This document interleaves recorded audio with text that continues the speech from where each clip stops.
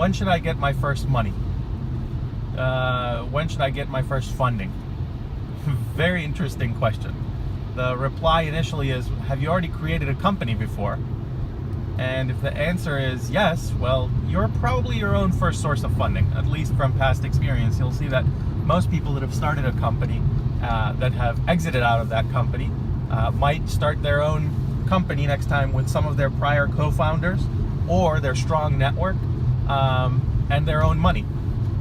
Now, if you've already started a successful company before, you can pretty much ask for money at any time, primarily from your initial backers, whether it was angels or venture capital firms, because they know you've been de-risked.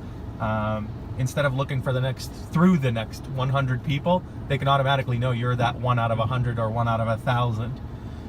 And so if you answer the opposite, no, I've never started a company, I just have a lot of work experience, and I know what I'm starting, well, you can ask pretty much from the beginning. If you're an industry leader in that area and you have a strong background, strong experience, strength within past companies that you've worked with.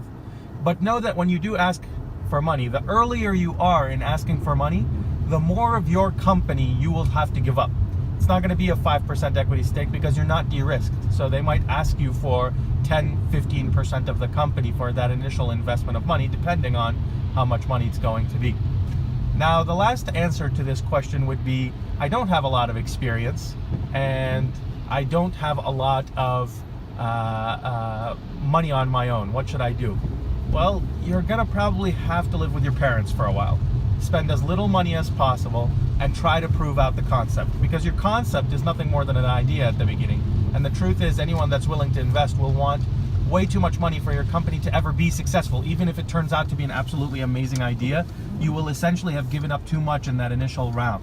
If you give up 25% in your initial round of funding, in a friends, fools, family approach, or even at an angel level, you don't have the actual financial ability to continue the company's growth in the future. And what I mean by that is the Series B, C, D investors, if that's what your company needs, will not want you as the founder to have 5%, 3% of the company because you got so diluted in the initial rounds, because you won't have an incentive to keep going. And so the financial model won't work out well. So those are the 3 answers for the question of when should I get funding.